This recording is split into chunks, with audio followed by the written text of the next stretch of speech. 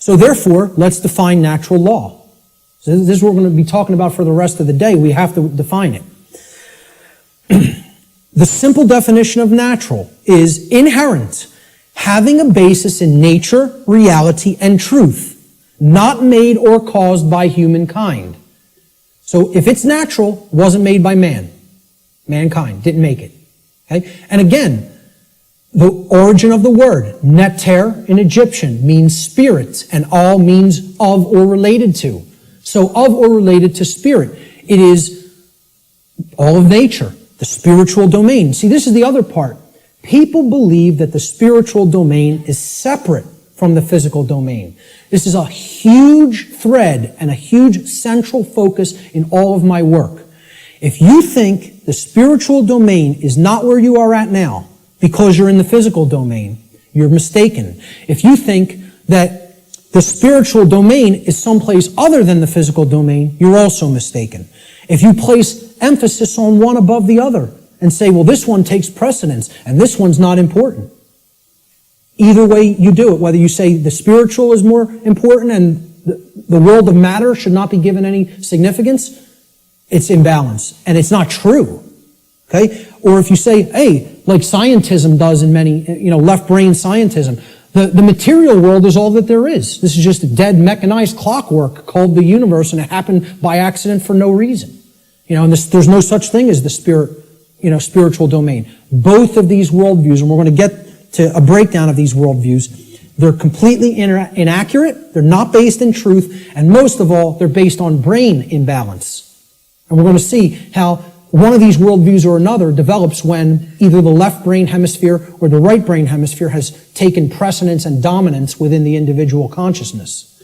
So, natural means spiritual. These words could be used interchangeably. So when I'm talking about natural law, I mean spiritual law. Unseen spiritual laws. But overall, the dictionary definition of natural is it's inherent to nature and it's not made by man. The word law the definition is an existing condition which is both binding and immutable. So let's look at each one of these words. Existing. It means that it is present. It is present. Okay? It cannot be just ignored and expected that, well, that doesn't make it true and it's not going to have an effect. It's there. It's present. That's why it's a law that it's in operation. That is in operation. It is binding. Binding means it has an effect. It means it doesn't matter whether you believe that it has an effect. It doesn't matter whether you understand that it has an effect.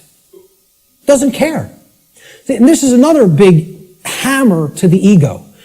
The human ego wants to hear what it wants to hear. One of the things it wants to hear is the universe cares about you. Personally. It cares about John. It cares about Bob. It cares about Mary. It cares about Elizabeth, whatever, okay? Cares about you individually as a being. Now, you could go so far as to say you believe that the creator of the universe cares about you. I'm not denying anybody or saying don't think that. What I'm saying is that the laws of the universe don't care about you. Laws have been created in this realm that work flawlessly. 100% of the time, flawlessly. Let me ask people to envision this scenario to try to clarify this. A couple are on a picnic. They're out in a state forest or something like that. They're on a picnic. About 50 yards away from where they're at, okay, there's a pretty tall cliff, maybe about 200 feet, okay, and it ends in some jagged rocks. They brought their 2-year-old child on the picnic with them. They unfold the blanket, take out the picnic basket, they're having their picnic. Maybe passions got heated and the husband and wife were, making out a little bit. Their kid, 2-year-old daughter, in her nice Sunday sundress or whatever, wanders off, gets to the edge of that cliff. Will gravity care if that girl goes over the edge? No. Will gravity allow her to go over the edge? Yes, it will. Gravity is not going to say, this girl doesn't understand this law, and she'll die if she goes over that edge. She's innocent. She's nescient even. Not even ignorant. innocent and nescient, will that law still have an effect? You damn better well believe it will. And so does natural law in the same way. It doesn't care whether you don't know, doesn't care whether you're nescient or ignorant. It's in effect, it's binding, and it is immutable. Immutable means that nothing you can ever do can ever change it. It is in effect eternally. Because man didn't put it into effect. You know who put it into effect? The creator of the universe put it into effect. And I don't really care what you think of that force as. You could think of it as an impersonal force. You could think of it as the man with the beard. You could think of it as this remote control. I don't really care what you think of it as. Personally, that's none of my business. But you know what? If you think of it that it's man that makes the laws, then I have a problem. Because man doesn't make these laws I'm talking about. The creator of the universe set these laws into motion, put them into effect, and they bind you. You and I are bound by these laws, whether we like it or not, whether we accept it or not, whether we understand it or not. They're in effect, and you are already creating the reality that we are experiencing based upon interaction with these unseen laws. Already. You're already doing it. You can never not be doing it. That's an impossibility. Okay? You're always creating, co-creating in harmony, in cooperation, I should say. Whether it's in harmony or opposition is a different story. In cooperation with these spiritual laws that I'm going to talk about. You are already creating in cooperation with them and can never not do so as long as you exist in the physical domain. Okay? So that's what the simple definitions that we're working forward with. Natural law doesn't mean anything other than this. That's it. It means, so let's put them together. Inherent, existing conditions. Conditions that exist in nature which are both binding and immutable. They have an effect whether they're understood or not, and they cannot be changed. So what would be our requirement of knowledge here? What do you think should be done? If we are always working with these, do you think we're going to create something that is wise to create, that is good, that is in alignment with what we say we want, if we don't know how these laws operate?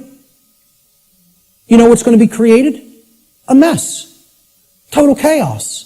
Something you don't want. Something that leads to enormous suffering, which is where we're at. If, on the other hand, you have that knowledge of how these things work, then you align your behavior to them, you're going to create a whole new different ballgame. And then you're going to not have self-inflicted suffering. Okay? That's what this is all about. So let's give a working definition. This is what I call the soundbite, right? People say, well, tell me what natural law is, Mark. You have a few days? Maybe a large portion of the day like we're going to cover today. Maybe. Some people will get it. Okay? But really, you need to devote a large amount of time to studying this, understanding it, reading about it, and even experimenting with it. This is not an untestable hypothesis. Okay? And it's not a hypothesis. It's actually a law. But it's not untestable. You can test it. You can apply all the scientific methodologies to natural law. Same thing. Gather your information, observe, hypothesize, observe, test the results, publish the results. That's scientific methodology. The scientific methodology will be borne out for everything I'm talking about in this presentation if it is applied. Because this is not a religion. This is not some new age mumbo jumbo. This is a science. It is a science that constitutes knowledge of how laws that are existent, in operation, and immutable in this universe work, and how we are creating what we experience in conjunction with these operating laws. And man didn't put them into effect. Whatever created this universe put them into effect. I'm not here today to tell you what that is. Your job in your own personal experience is to get in touch with what you feel that is. I'm not here to tell you what that is. Now, I'm not here to tell anybody what that is. But my whole point is, it created these laws, and they're in effect, And if you want to stop suffering, and if you want the human condition to change, you have to understand how these laws work. There is no way around that. Knowledge of these laws is required. And this is what people in the so-called New Age movement and in religious communities and in other communities don't want to acknowledge. They don't want to acknowledge that work is required. So let's give a working definition for natural law, my soundbite variant, okay? I tell people who want the 6 o'clock news edition of what natural law is, okay? Natural law is universal, non-man-made, binding, and immutable conditions that govern the consequences of behavior, and specifically, at least on this planet, human behavior. I would say in the universe, it governs the behavior of all intelligent beings. Intelligent beings. Okay? Natural law is a body of universal spiritual laws which act as the governing dynamics of consciousness. The governing dynamics of consciousness. That's the working definition. Let's look at the dynamics between discovery and belief. The difference between discovery and belief. Because again, natural law is capable of being discovered, understood, and harmonized with. Now, does that sound like a religion? Religion asks people to believe, accept, and do without question. What this is saying, this exists, you're bound by it. The best you can do is to understand its operation like you would understand gravity, and therefore not just walk toward the edge of a 200-foot cliff that is bottomed by jagged rocks. If you're intelligent and you understand how the law of gravity works, you won't do that behavior. Okay? Just like if you're intelligent and you understand how natural law works, you won't do certain behaviors to create a prison for the entire species, for your entire species. Unfortunately, humanity has not reached that level of consciousness yet. They are not at that level of co-creative intelligence to understand how these laws work and then align their behaviors to them. So natural law has nothing to do with religion. It's not a belief system. It's a science. It is a discoverable operation that is already in effect that we can either understand and align our behavior to or remain ignorant of and suffer as a result of that ignorance because it's already in effect and already has a binding effect upon you and your behaviors and everyone's. So when it comes to belief, and anybody that was trying to propagate a religion wouldn't put this slide up here. When it comes to natural law, it works just like gravity. So the clown that's going to jump over the cliff saying, I don't believe in gravity, what's going to happen? Down he goes. Because belief is irrelevant. Because natural law does not care about you. It does not care about you. It is in effect, no matter what you do, deal with it. And people don't want to hear that. And I recognize this. I recognize I'm not telling anybody anything they want to hear. If I wanted to sell a lot of stuff, if I wanted to be real popular, I'd come up here and I'd tell you exactly what you want to hear, and then I'd be making $50,000 a presentation like Wayne Dyer does. Okay? And that is his fee. I know because I've actually had some people speak to his management. That's what a New Age presenter gets. You know what I ask for? 0. I don't even ask for a stipend because I don't even care about fake money. I care about making real money. Real one eye. The word money is actually one eye. And people don't even have said it 1 billion times in their life and never recognize what they're saying is one eye. And it's the symbol of the one eye, which represents spiritual enlightenment, is plastered all over the $1 bill. Okay? Well, this is the one. See, I tell people, I'm a poor man when it comes to the fake money, but I'm very rich in the real stuff. The real thing, I have tons of. The fake stuff, I don't do so well with, and I don't care. It's not what I'm concerned about. I know it's fake. Okay? So I don't ask for a stipend when I present. I tell whoever's setting up the presentation, pay for my travel and lodging. Hook me up with a dinner or whatever. That's it. I'll come out and speak anywhere. Okay? The point is, if I was trying to appeal to somebody's ego and what they wanted to hear, I would tell you your beliefs are very important. Your beliefs shape. They do shape your reality. In a negative way, if you don't align yourself with truth and you want to stay attached to a belief system because you prefer it over what's real, okay? So when it comes to natural law, I'm not telling people don't believe in yourself. People will say, there's forms of belief that are good. Yeah, I acknowledge that. I understand that. Believe in yourself. Believe in your own ability to come to this understanding of information like this. But I'm explaining when it comes to a law that is existent in the universe, your belief doesn't matter. It's irrelevant. The universe doesn't care what those parents at that picnic whose child just went over the cliff believed. It doesn't care whether that girl doesn't know how gravity works. It's going to have an effect. You act a certain way, like a computer. Boom, you put this in, here's how you program this, that's what has to come out. Invariably. Invariably. It is nothing personal. Natural law is not a personal force. It is an impersonal force. That every single mystery tradition and occult tradition that has actually wanted to share this knowledge with people has been telling people about and attempting to tell people about since time immemorial. It is an impersonal force. It does not care about you. It does not worry or care in the slightest bit whether you understand it or accept it or not. It is an effect. You are bound by it. The end.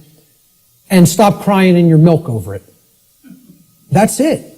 No one wants to hear that. And I'm not so naive that I recognize people don't want to hear that I don't recognize that. I do recognize that. Believe me, I realize the wall I am up against in saying this. I get it fully. Fully. If I wanted to blow smoke up people's rear ends, I'd come up here and I'd say, the universe cares about you and what you believe.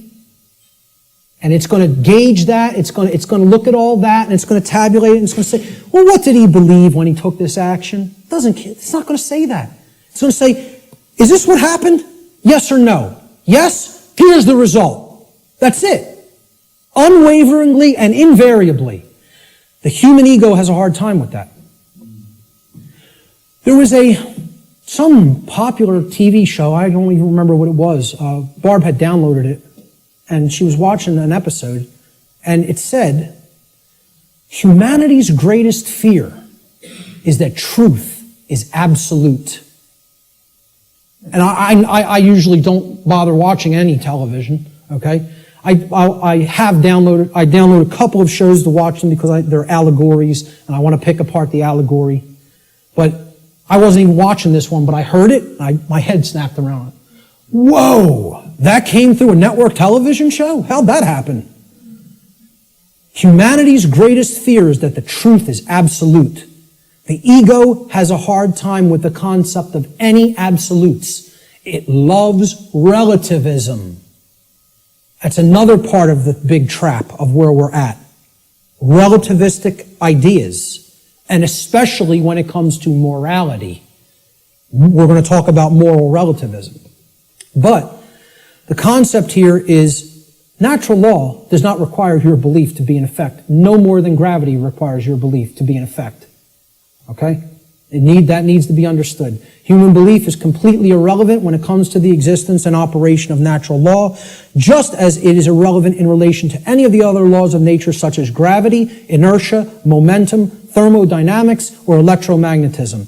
Similar to such other phenomena of nature. The workings of natural law require no belief in order for them to be discovered and known. So what I'm saying is, your belief will not change natural law, but your inquiry into it can lead to an understanding of it. You can develop the knowledge of it if you are willing to open your mind and look at how these laws function. And what we're getting as a result of our disharmony with them.